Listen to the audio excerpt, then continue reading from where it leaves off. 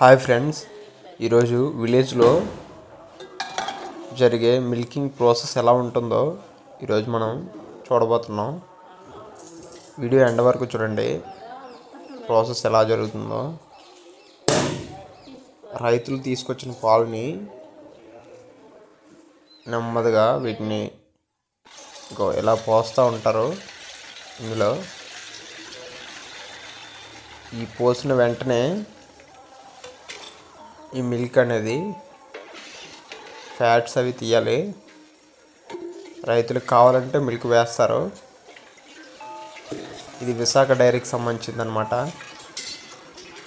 అది తీసిన చిన్న శాంపుల్ అంటారు దాన్ని తీసుకొని ఫ్యాట్ రీడింగ్ తీస్తారు. అంటే పాల్లో క్వాలిటీ ఎంత ఉంది అలా చూడడానికి.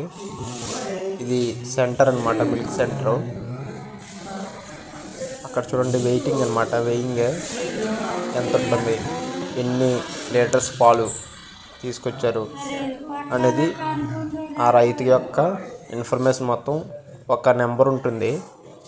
దాన్ని బట్టి ఆ మిల్క్ అనేది వేయడం జరుగుతుంది. చూడండి, బ్లూ కలర్లో ఉన్నవి buffalo milk, red colour cow milk అనమాట.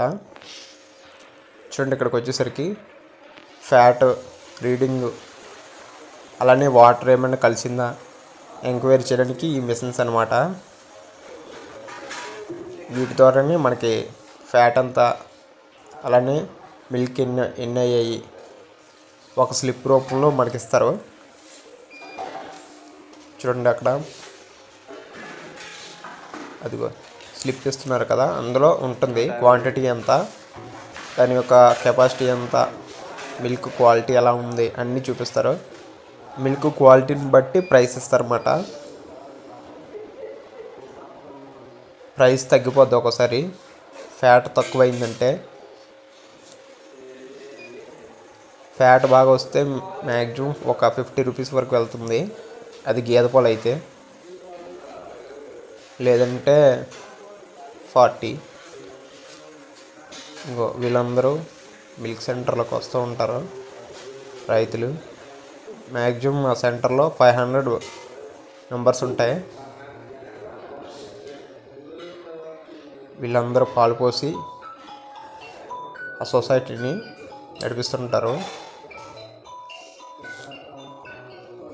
ఈ మిల్క్ని ట్రాన్స్పోర్ట్ చేయడానికి వేరే వెహికల్ వస్తుంది, దాని ద్వారానే తీసుకువెళ్ళిపోతారు.